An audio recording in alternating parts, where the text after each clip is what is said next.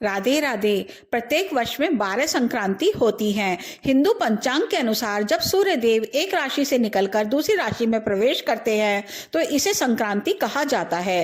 पौष मास में सूर्य देव धनु राशि से निकलकर मकर राशि में प्रवेश करते हैं तो उस दिन को मकर संक्रांति कहा जाता है। तो साल की सबसे बड़ी संक्रांति होती है मकर संक्रांति। तो ऐसे शुभ समय को उत्तरायण का समय भी कहा जाता है, अर्थात सूर्य के उत्तरायण होने की खुशी में मकर संक्रांति का पर्व मनाया जाता है। मान्यता के अनुसार उत्तर दिशा में देवताओं का वास होता है और दक्षिण दिशा में दैत्यों का वास होता है। सूर्य के उत्तरायण होने के कारण मकर संक्रांति की बहुत अधिक महत्ता होती है। महाभारत की कथा के अनुसार भीष्म पितामह, जो कि महाभारत के युद्ध के समय से ही मृत्युशैया पर पड़े हुए थे, उन्होंने भी अपने प्राण त्याग के लिए उत्तरायण का समय ही का इंतजार किया था, क्योंकि उत्तरायण का समय जो होता है वो देवताओं का दिन माना गया है और दक्षिणायन देवताओं की रात्रि मानी गई है। मकर संक्रांति का दिन अपने आप में बहुत विशेष होता है। इस दिन स्नान, पूजा पाठ, दान, जप तप का बहुत अधिक महत्व होता है।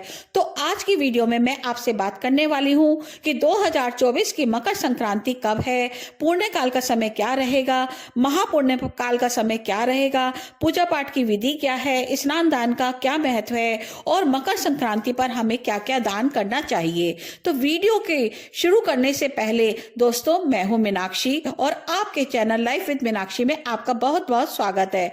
आशा करती हूं आप सब अच्छे होंगे, स्वस्थ होंगे, मस्त होंगे। तो आज की वीडियो बहुत ही महत्वपूर्ण होने वाली है, क्योंकि सारी जानकारी आपको एक ही वीडियो में मिलने वाली है। तो वीडियो के अंत तक बने रहिए।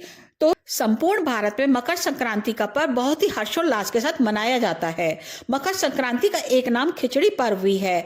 पूरे भारत में मकर संक्रांति को अलग अलग नामों से पुकारा जाता है। जैसे उत्तर भारत में मकर संक्रांति या खिचड़ी पर्व के नाम से जाना जाता है, पंजाब और हरियाणा में इसे लोहड़ी के नाम से जाना जाता है और दक्षिण भारत में इसे पोंगल के नाम से जाना जाता है। तो सबसे पहले जानेंगे कि मकर संक्रांति किस दिन मनानी है, 14 जनवरी को या 15 जनवरी को। तो देखिए, भगवान सूर्य देव मकर राशि में 14 जनवरी की मध्य रात्रि 2:41 पर प्रवेश कर रहे हैं। तो मकर संक्रांति का पर्व 15 जनवरी को ही मनाया जाएगा। बता दूं कि मकर संक्रांति का पुण्य काल कब से कब तक रहेगा। तो सुबह 7:15 से लेकर सायकाल 5:46 तक इसका पुण्य काल रहेगा और महापुण्य काल 7:15 से लेकर 9 बजे तक महापुण्य काल है। तो आप इसे सारे दिन भी बना सकते हैं, लेकिन महापुण्य काल में करना ज्यादा सर्वश्रेष्ठ रहता है। अब इसके बाद बात करते हैं मकर संक्रांति पर पूजा की विधि क्या रहेगी। तो आप सुबह जल्दी उठिए, ब्रह्म मुहूर्त में उठने की कोशिश करिए और उठने के बाद आपको अपने नित्य कर्मों को पूरा करना है। साफ सफाई करनी है, उसके बाद आपको स्नान करना है। तो स्नान करने के लिए आपको अपने जल में गंगा जल व तिल को मिला लेना है, उससे स्नान करना है। यदि आपके आसपास कोई पवित्र नदी या सरोवर है तो उसमें स्नान करिए, क्योंकि यह बहुत ही पुण्यदायी होता है। अगर नहीं है तो आप अपने घर पर ही गंगा जल मिश्रित जल से स्नान करिए। स्नान करते वक्त आप हर हर गंगे का जाप करते रहो, तो आपको वही फल मिलेगा जो गंगा जी में स्नान करने का होता है। उसके बाद आपको एक तांबे के लोटे में जल लेकर सूर्य भगवान को अर्पित करना है। बेशक आप पूरे साल सूर्य भगवान को जल ना देते हो, लेकिन इस दिन आपको सूर्य देव को जल अवश्य देना है और उसमें थोड़े से तिल मिला लेने हैं। सूर्य देव ऊर्जा के स्रोत होते हैं। हिंदू धर्म में सूर्य देव को प्रत्यक्ष देव कहा गया है, जो प्रतिदिन साक्षात दर्शन देकर सारे जगत में ऊर्जा का संचार करते हैं। इसे सूर्य तिल तिल करके बढ़ने लग जाते हैं, अर्थात दिन बढ़ने लगता है और रात्रि छोटी होने लगती है। तो धरती पर जो छाई कोहरे की चादर होती है वो कम होने लगती है और पृथ्वी पर नई चेतना और नया ऊर्जा के संचार होता है।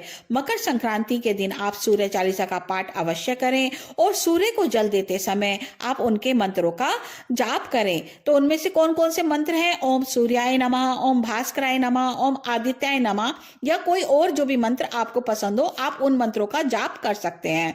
तो सूर्य देव की पूजा इस दिन विशेष फलदायी होती है। सूर्य देव की पूजा के बाद आपको शनि देव की भी पूजा करनी चाहिए, क्योंकि मकर राशि शनिदेव की राशि है और पिता पिता और पुत्र में इस दिन मिलन होता है। मैं सूर्य देव शनि के घर आने के कारण दोनों में परस्पर मित्रता होती है, तो इस दिन शनि देव की भी पूजा की जाती है। इसके बाद आप अपने मंदिर में जो भी रोज की तरह पूजा करते हैं वैसे ही करिए। अब बात आती है दान की, कि हमें किन किन वस्तुओं का दान करना चाहिए और कौन कौन सी वस्तुएं दान करने का क्या फल होता है। मकर संक्रांति पर किया गया दान महापुण्य दिलाने वाला होता है। सूर्य के उत्तरायण होने के कारण जो भी सदकर्म इस समय किए जाते हैं वो अनंत अनंत गुना फल की प्राप्ति कराने वाले होते हैं। युगों युगों से मकर संक्रांति पर दान का विधान है। इस दिन श्रद्धा पूर्वक दान करने से इस लोक में ही नहीं बल्कि अन्य लोक में जाने के बाद भी आपको बहुत अधिक पुण्य की प्राप्ति होती है। आपके सुख और भौतिक सुखों की प्राप्ति होती है। तो आइए जानते हैं मकर संक्रांति के दिन कौन सी वस्तु का दान करना शुभ होता है। तो सबसे पहले आता है खिचड़ी का दान। खिचड़ी का दान अक्षय फल की प्राप्ति कराने वाला होता है। इस दिन खिचड़ी बनाई भी जाती है और खिचड़ी का दान भी किया जाता है। कई जगह चावलों के साथ काली उड़द का दान किया जाता है और कई जगह चावलों के साथ मूंग की दाल का दान किया जाता है। यह आपके ऊपर निर्भर है कि आपके यहाँ किस प्रकार की खिचड़ी का दान किया जाता है, लेकिन खिचड़ी का दान अवश्य करना चाहिए। अब दूसरी वस्तु है तिल। मकर संक्रांति के दिन तिल का दान भी अवश्य किया जाता है। मकर संक्रांति को तिल संक्रांति भी कहते हैं। तो यहाँ पर आप दोनों प्रकार के तिल ले सकते हैं। तिल काले भी हो सकते हैं, तिल सफेद भी हो सकते हैं। दोनों प्रकार के किसी भी तिलों का दान आप कर सकते हैं। तिल या तिल से बनी हुई चीजों का दान करने से शुभ फल की प्राप्ति होती है। जो आपके शुभ फल होते हैं उनका कभी भी क्षय नहीं होता है। इस दिन दान करने से अन्य दिनों के मुकाबले 10 गुना पुण्य की प्राप्ति होती है। इसलिए आप मकर संक्रांति पर तिल या तिल से बनी वस्तु का दान अवश्य करिए। अब तीसरी चीज है गुड़। गुड़ या गुड़ से बनी हुई चीजों का दान मकर संक्रांति पर अवश्य करना चाहिए, क्योंकि गुड़ का संबंध सूर्य से होता है। तो सूर्य से संबंध होने के कारण व्यक्ति को गुड़ दान करने से शुभ फलों की प्राप्ति होती है। व्यक्ति के जीवन में मिठास आती है, उन्हें मान सम्मान की वृद्धि होती है। इसलिए गुड़ का दान मकर संक्रांति पर अवश्य कीजिए। अब चौथी चीज है वस्त्र, खासकर गर्म वस्त्र। उसमें भी लाल रंग के वस्त्र आप मकर संक्रांति पर दान कर सकते हैं, क्योंकि ऐसा करने से आपके कुल में वृद्धि होगी और व्यक्ति के जीवन के कष्ट दूर होंगे। तो मकर संक्रांति के दिन आप किसी गरीब व्यक्ति को एक जोड़ी वस्त्र अपनी क्षमता के अनुसार दान कीजिए। इस लाल रंग के वस्त्र का संबंध सूर्य से होने के कारण सूर्य आपकी कुंडली में मजबूत होता है। का दान भी महादान की श्रेणी में आता है। अब इसके बाद पांचवी वस्तु है सप्तधान। सप्तधान में क्या क्या होता है, तो आपको बता दूं कि सप्तधान 7 तरह के अनाज होते हैं, जिसमें पहला होता है जौ, दूसरा होता है गेहूं और तीसरा होता है चावल। अब आपको चावल कौन सा लेना है, तो जो चावल आपको लेना है वो साबुत होना चाहिए। देखिए, खिचड़ी के दान में तो आप टूटे हुए चावल का प्रयोग कर सकते हैं, लेकिन सप्तधान में हमेशा साबुत चावलों का ही प्रयोग होता है। एक वस्तु हो गई चावल। इसके बाद सप्तधान का जो चौथा अनाज होता है वो है काला चना। पांचवा है तिल। अब तिल भी कोई से भी ले सकते हैं, काले तिल भी ले सकते हैं और सफेद तिल भी ले सकते हैं। सप्तधान का जो छठवां अनाज होता है वो है कंगनी और सप्तधान का 7वां अनाज है काले उड़द। काले उड़द साबुत लेने हैं। तो इसमें से अगर कोई अनाज आपको नहीं मिलता तो उसकी जगह आप साबुत मूंग भी ले सकते हैं और इन सभी अनाजों को मिलाकर ही सप्तधान बनता है। सप्तधान का दान महादान की श्रेणी में आता है और इनका दान जो है धन धान्य को दिलाने वाला होता है। इसके बाद जो छठी वस्तु है वो है घी।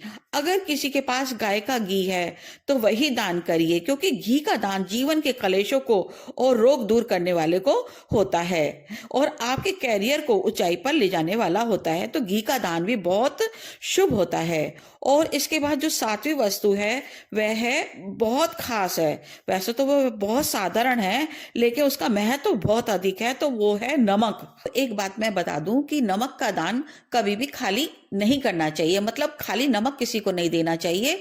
नमक किसी अनाज के साथ में रखकर ही देना चाहिए। नमक का दान पितरों को शांति प्रदान करने वाला होता है। नमक का दान करने से अगर कुंडली में कोई अज्ञात बाधा है तो उसका नाश होता है। अब आपको बताएं कि जैसे आप ये सारी चीजें दान कर रहे हैं तो इनके ऊपर आपको दक्षिणा अवश्य रखनी चाहिए। देखिए, अगर आप सारी वस्तुएं किसी एक को दान कर रहे हैं तब तो आप एक बार ही दक्षिणा रख सकते हैं, लेकिन अगर ये वस्तुएं आप अलग अलग व्यक्तियों को दे रहे हैं, अलग अलग जगह दे रहे हैं, तो उनके ऊपर आपको अलग अलग दक्षिणा रखनी होगी। कहने का मतलब है, किसी को वस्त्र दान कर रहे हैं और किसी को खिचड़ी या कोई और वस्तु, तो सब चीजों पर दक्षिणा अवश्य रखिए और अलग अलग रखिए। अगर किसी की एक जगह ही सारा दान करते हैं तो फिर एक जगह ही दक्षिणा रख सकते हैं।